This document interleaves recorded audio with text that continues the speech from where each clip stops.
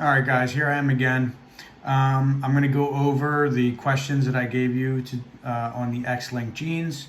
Um, Again, I'm giving you guys credit for just doing them. Yesterday, the odds.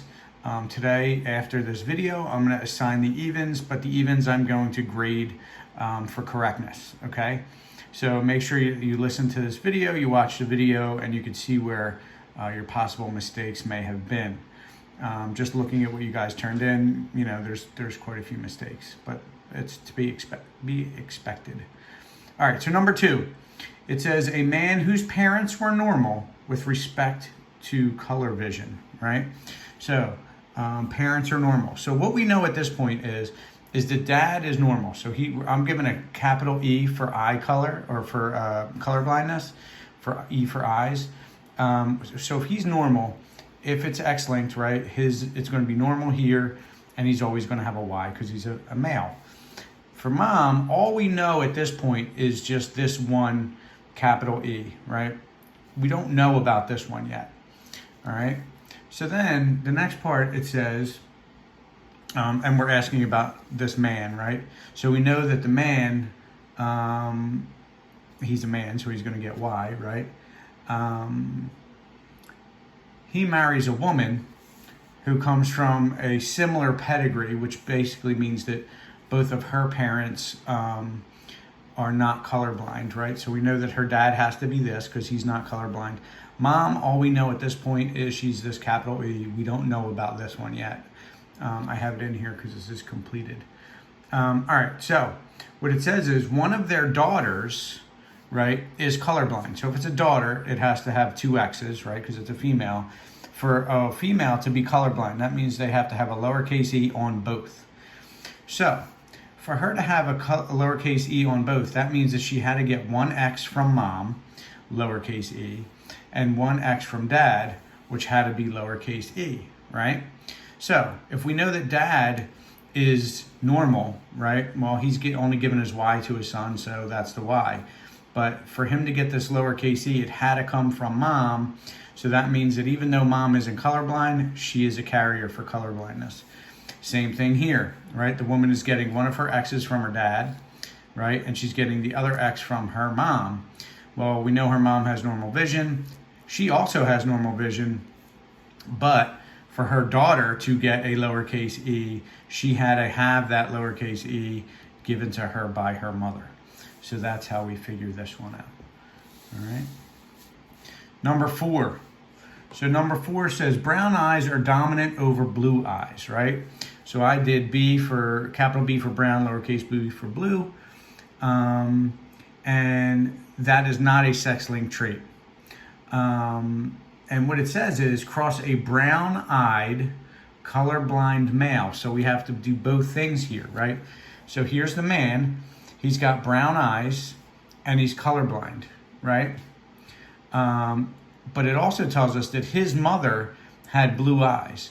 For a person to have blue eyes, they have to have both of the recessive, which means he has to be capital B, lowercase b, because he had to get one of these lowercase b's from his mom because she has blue eyes, right? So that's how we know what the man is, right? We know he's colorblind, so he gets a lowercase e with the Y. Now for the woman, it says she's normal, blue-eyed woman, right? So she's got blue eyes, and we know she's normal. We know that she has this one capital E. We're not sure about this one yet, though, right? Oh, there we go. It says her father was colorblind. So if her father's colorblind, then that means her father had to give her this lowercase e, right? Okay, so her father gave her the lowercase e, and that's how she has that. So now, this is the man's genotype, that's the woman's genotype, and then what I did was I wrote down all the possibilities that they could be giving, right? So the man could be giving the capital B and this X, he could be given the capital B and the Y, he could be given the lowercase b and that X, or the lowercase b and the Y, and the same thing for the female, lowercase b, right? Lowercase b, she's always going to give a lowercase b, but she could give the X with the not colorblindness, or the X with the colorblindness, right? So we figured out all the possibilities that they could be giving. So this is a dihybrid cross, which you guys did the other day. Sorry, I got my papers out of order here. So you guys did a dihybrid cross the other day, right? And let's take a look at this dihybrid cross that I have here for you guys. So I put all the woman's possibilities across the top, right? And I put all the male's possibilities along the side, right? And then I filled in all of the blocks, right? And then when we look over here, right, we have all these questions, right? So it says, we already did the genotype and the phenotype of a male and female. It says, what is the probability of getting an offspring that are blue-eyed carrier females? That means that the female, right, has blue eyes, right, but she's a carrier, so she only has one of these colorblind X's, right? So that would be that one, right? So for them to have a blue-eyed carrier female, right, that means there's only 2 out of the 16 possibilities will give us a blue-eyed carrier female, right? D says, what is the probability of getting an offspring that are blue-eyed, right? Well, offspring in general, right? That's boy or girl. So they have a 50% chance of getting blue eyes, right? Because half of these are blue and half of them are brown. Okay. What is the probability of getting offspring that are blue-eyed colorblind males, right? Well, all of these males, where are we at? Males here. These guys are all blue-eyed, right? But we have 2 boxes where they're blue-eyed and they're colorblind, right? So that would be 2 out of 16, right? Which would be a 1 in 8 chance, right? All right, so the next one says, what is the probability of getting offspring that are brown-eyed carrier females? Well, all right, let's look at our females up here. Brown eyes, all brown eyes. This one's a carrier, that one's a carrier, right? So again, it's that 1 in 8 chance. What is the probability of getting offspring that are blue-eyed normal males? Well, let's look at our males again. Blue eyes, this guy's normal. Blue eyes, that one's normal. 1 in 8 chance again. And the last one says, what is the probability of getting offspring that are colorblind? Well, these females up here with both of the alleles with this lowercase e, they're colorblind, right? Any of the males that has a lowercase e is colorblind, right? So if you count them up, you wind up with 8 possibilities of having colorblind children. So it's a 50-50 chance that they'll wind up with a colorblind child. All right, let's move on. Number 6. Sorry guys, I wish there was a better way for me to do this. I wish I had a whiteboard in here or something, but here we go. It says a normal woman, right, who is a carrier for colorblindness, so she's a carrier, she has the 1 lowercase e, marries a normal man, so him normal, he has the uppercase and the Y, right? What types of offspring would you expect? Well, you could just put that on a Punnett square. It's nice and easy, right? So their offspring would either be a female that is not a carrier and normal eyes, or a female that's carrier. They could have a male that has normal eyes, or they can have a male that is colorblind. So that's their possible outcomes there. All right, number 8.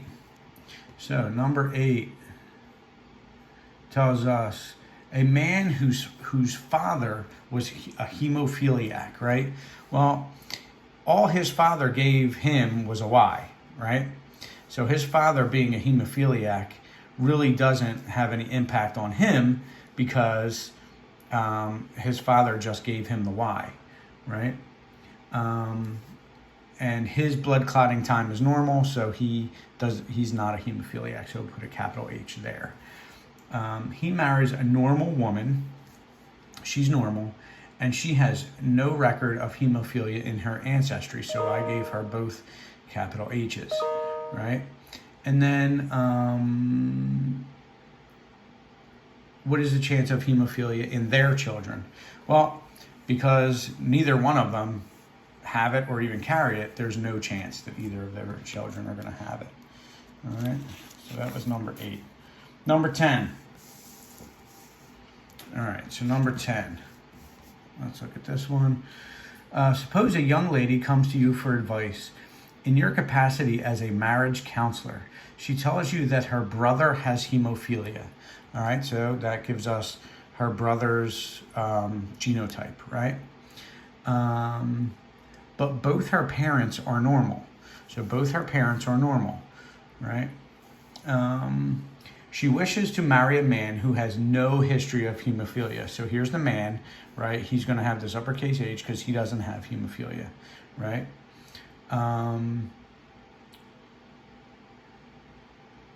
She wants you to tell her the probability of her children having this disease. What would you tell her, and how would you explain your conclusions? Okay, so for her, right, she's normal, right? She doesn't have hemophilia. However, she has a brother who does have hemophilia. So her brother got his Y from his dad, because that's all his dad. Anytime his dad gives a Y, it's a boy, right? The brother has hemophilia, though, so that means that the mother must be a carrier. So that's why the mother is capital H, lowercase h, which means she got her capital HX from the dad, because if dad has a girl, he's giving his X, right? And it's possible that the mother gave either the hemophilia X or the non-hemophilia X, right?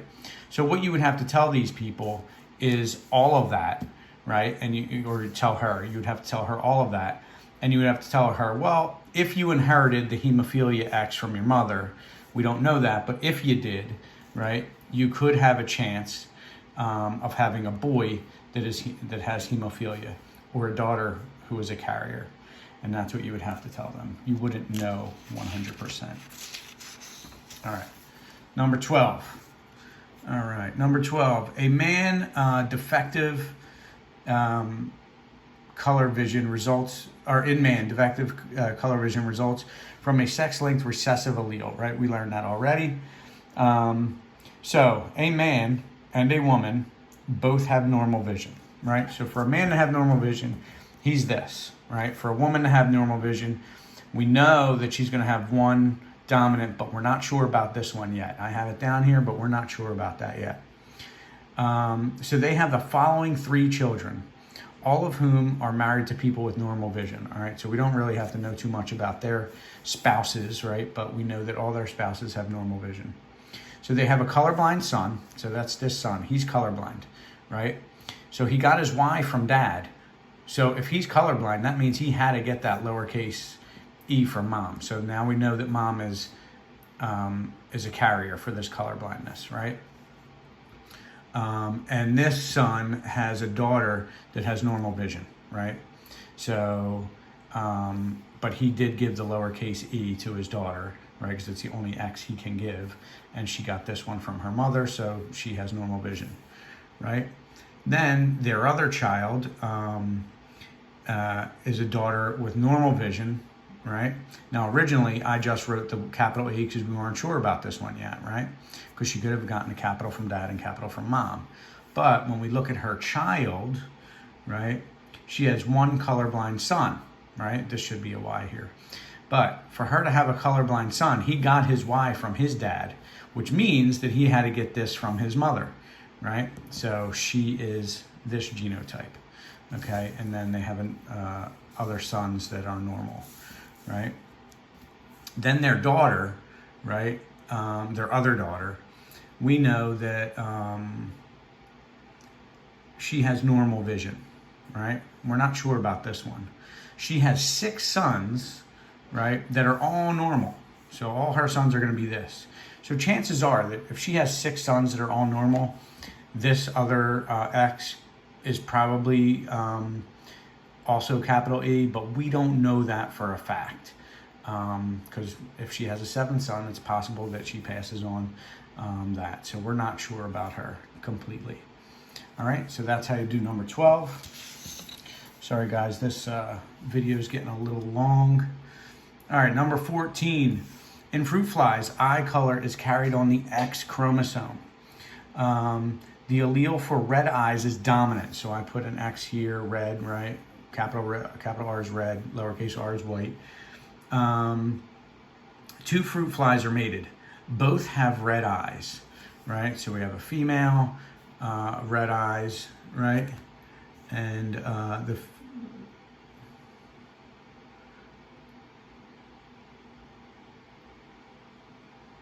but some of the male offspring, so what they tell us is the female has red eyes. So originally I just put this R in here, right? We know that R goes in here if he's got red eyes. But they said that some of the offspring have white. So the only possibility for some of the offspring to have white is if the mother has this recessive gene, right? And then, so this would be a red-eyed female, this would be a red-eyed carrier female, this would be a red-eyed male, and this would be a white-eyed male, okay? So that's number 14. Number 16 was another dihybrid cross, right? So you're doing two traits at the same time. Number 16 says, in fruit flies, normal wings, N, right, capital N, are dominant over vestigial wings, lowercase n. This is not sex-linked.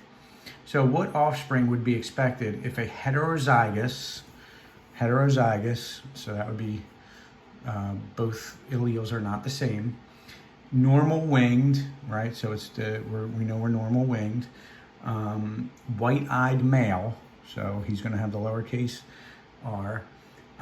We're mated with a female who has vestigial wings, so that means she has both that are recessive, and is heterozygous for red eye, right? So she's going to have the one uppercase and the one lowercase, right? So what I did was I figured out all the possibilities that each parent could give in their to their offspring, and then I figured out this this dihybrid cross, right? So same thing that we set it up before. We do one parent across the top, one parent across the bottom, and then we fill in all of our squares. I'm gonna give this one look for just a second. If you needed to stop the video and take a look, I feel like we've done enough of these that you guys can, you know, start figuring these out, right? But if you gotta stop the video and take a look, there's some good time to do it. All right, so then what we were wound up with this genotype gave us a female with normal wings and red eyes. That genotype gave us a female with normal wings and white eyes. That genotype gave us a male with normal wings and red eyes. This genotype gives us a male with normal wings and white eyes. Right, and then that genotype gave us a female with vestigial wings and red eyes. And then next genotype gave us a female with vestigial wings and white eyes, right? And then we had a male vestigial wings and red eyes and a male vestigial wings and white eyes, all right? So that's what you should have come up with for that one. Number 18 is this last one here. Number 18 says, a black cat has a litter of 7 kittens, right? 3 black males, right? So to be a black male, it's further up on your sheet, but to be a black male, you have to have the capital B and the Y, right? Has 1 black female, right? So that has to be capital B, right? And 3 calico, right? So calicos are only females, and that's the capital B, lowercase b, right? So what they want us to figure out here is, what is the paternity, right? Who is the father of these kittens? So it turns out that they have to have different fathers. Because if you had a father here with the lowercase b and the y, all right, well, he's going to give his y to this black male, right? And that uppercase B is going to come from mom, all right? So that makes sense. If we come down here to this calico, well, mom's going to give an uppercase B no matter what. If dad gives a lowercase b, well, we have calico. But to have this uppercase B and this uppercase B, well, mom's only given 1 X and dad's only given 1 X. So there had to be another father with an uppercase B on his X to parent this female cat. So yes, that can happen in animals that have litters of babies. All right, so what I want you guys to do with that worksheet now is do all of the odd ones up to 19. So 1 through 19 odd. I will post it on Google Classroom as well. Use this video to help you in answering these questions. Don't worry about fixing the ones that you already did, but make sure that the ones that you do now are correct, because I am grading them for correctness. All right, guys, thank you.